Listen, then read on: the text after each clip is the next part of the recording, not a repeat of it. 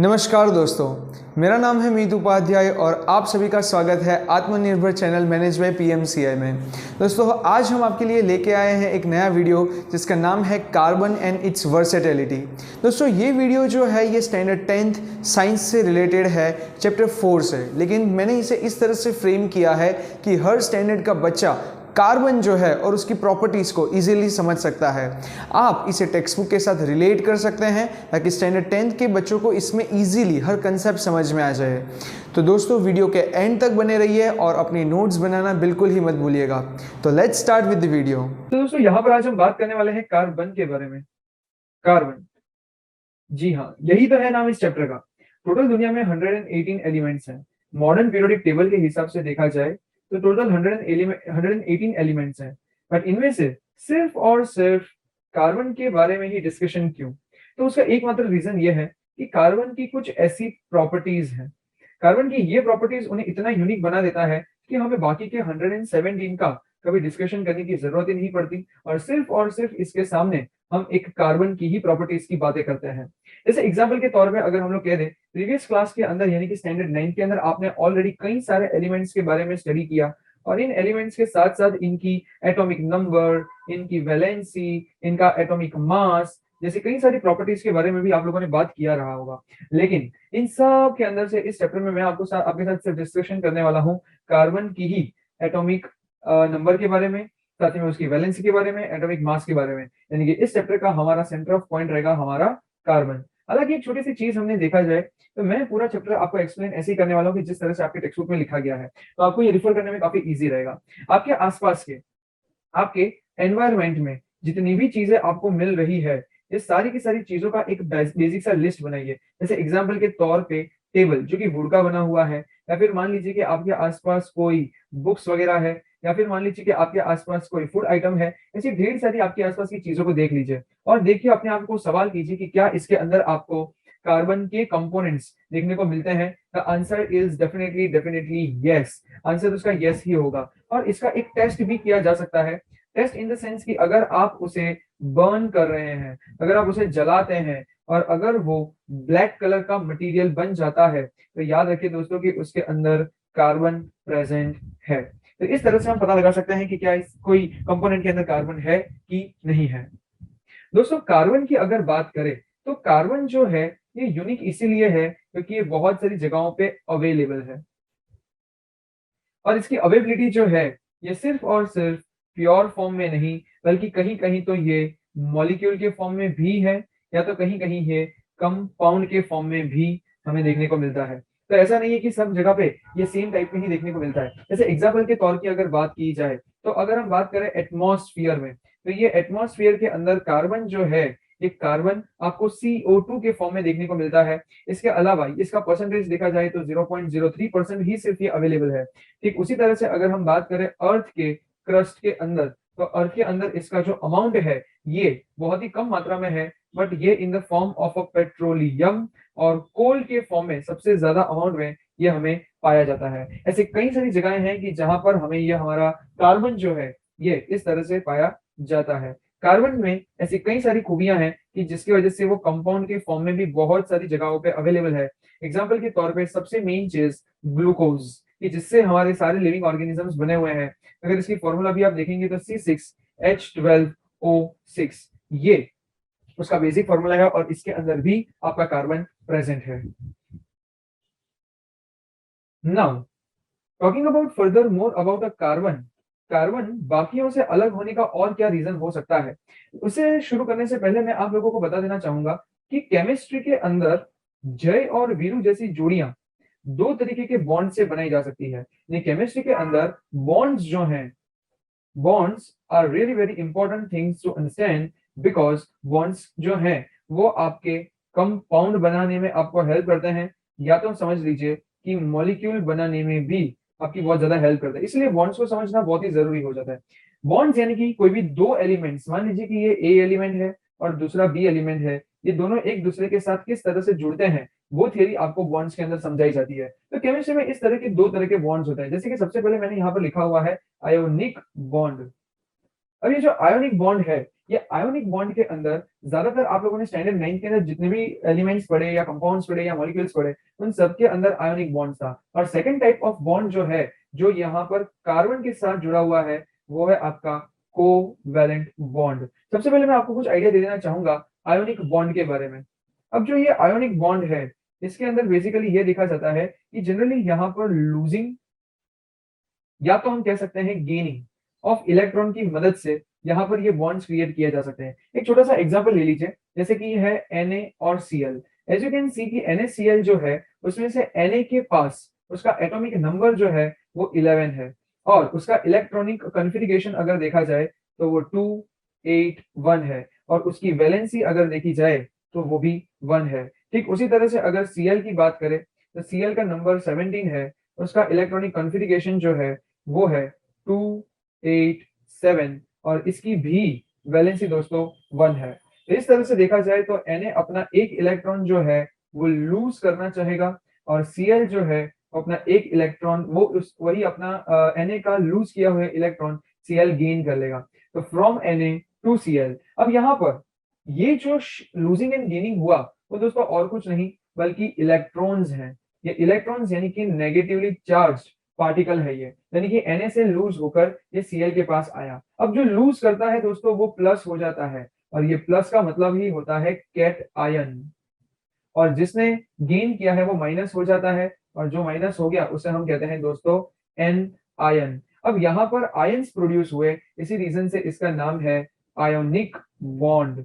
तो यहाँ पर आपको आयोनिक बॉन्ड ऑलमोस्ट समझ में आ गया। स्टैंडर्ड 9th तक आपको ये पूरा कंसेप्ट समझाया हुआ था कि किस तरह से आयंस का लूजिंग एंड गेनिंग की मदद से आयोनिक बॉन्ड्स बनाए जाते हैं। But now we are going to learn about the special type of bonds that are the carbon bonds.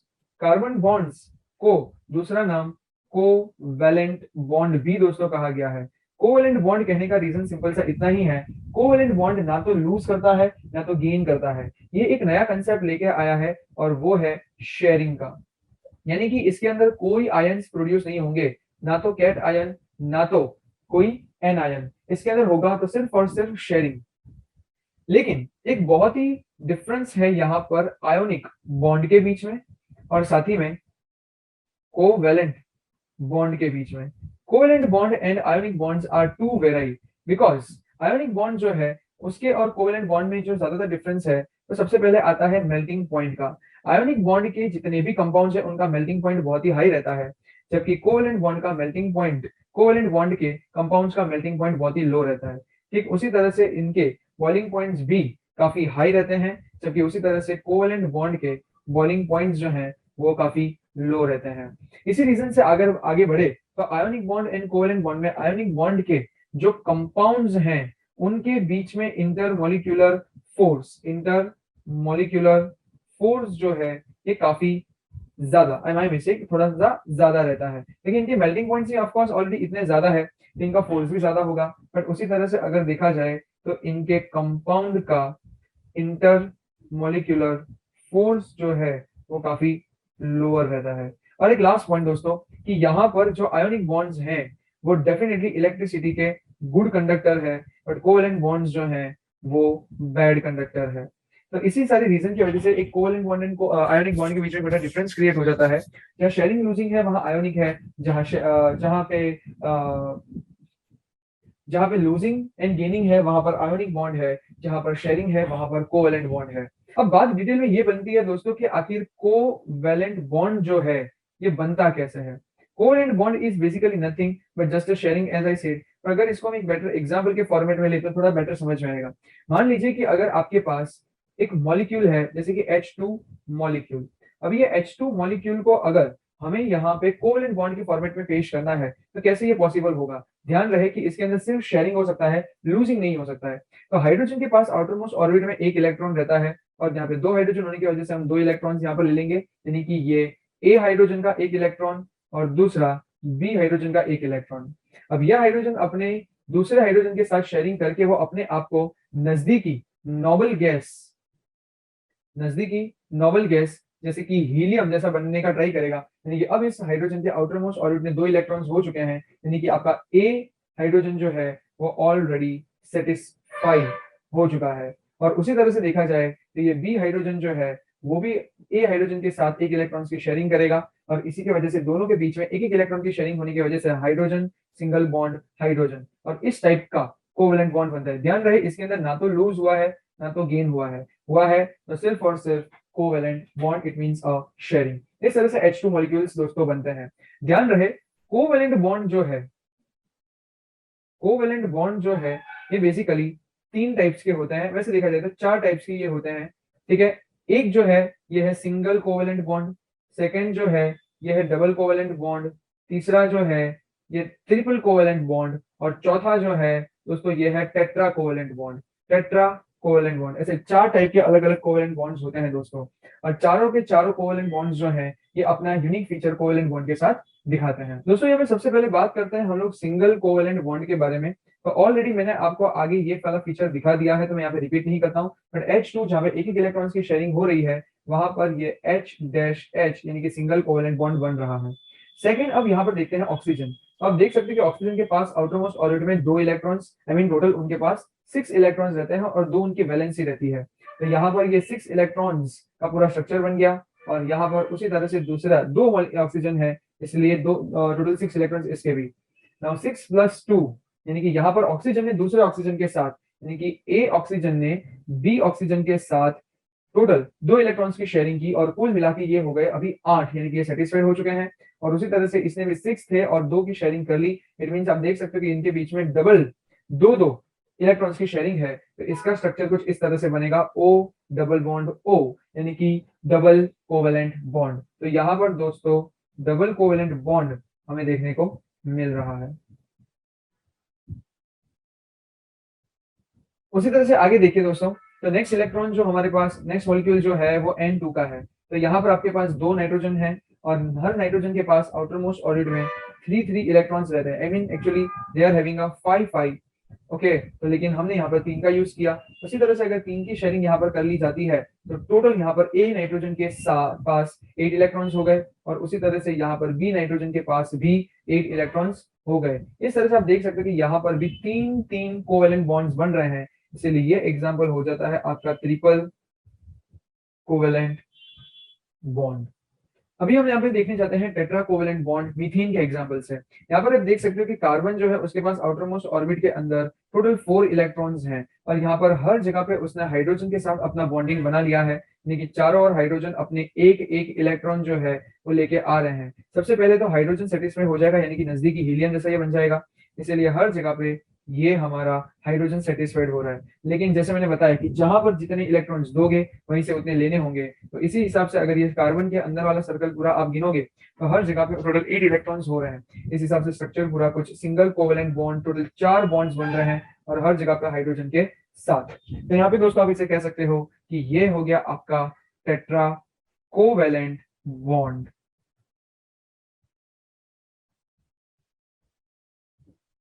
तो आई होप दोस्तों कि इसके अलावा भी और भी कई सारी ऐसी प्रॉपर्टीज हैं कार्बन की जिसकी वजह से कार्बन एक यूनिक एलिमेंट साबित होता है। और भी ऐसी कई सारी प्रॉपर्टीज हमें आगे देखने को मिलेगी। नेक्स्ट वीडियो के अंदर मैं आप लोगों के लिए लेके आने वाला हूँ और भी ज्यादा प्रॉपर्टीज कार्बन की जो हमें बहुत ही ज्यादा हेल्पफुल होती है कोवेलेंट बॉन्ड। आई होप दोस्तों आपको ये वीडियो पसंद आया होगा। अगर आपको ये वीडियो पसंद आया हो तो आप इसे अपने फ्रेंड्स एंड फैमिली मेम्बर्स में ज़रूर शेयर कीजिए। आपके आसपास कोई भी बच्चा अगर स्टैंडर्ड 10th या फर्दर स्टडीज़ की प्रिपरेशन कर रहा है तो डेफिनेटली दोस्तों इसे शेयर करना बिल्कुल ही मत भूलिएगा। ऐसे फ्यूचर में अपकमिंग वीडियोज़ के लिए दोस्तों हमारे चैनल को सब्सक्राइब कीजिए, लाइक कीजिए एंड शेयर कीजिए। दोस्तों आप अपने सजेशंस नीचे कमेंट सेक्शन में कमेंट करके बताएं और आप अपने सजेशंस हमें हमारे social media platform Facebook and Instagram पर भी भेज सकते हैं। दोस्तों thank you so much for giving your time and watching this video. जय हिंद, जय भारत।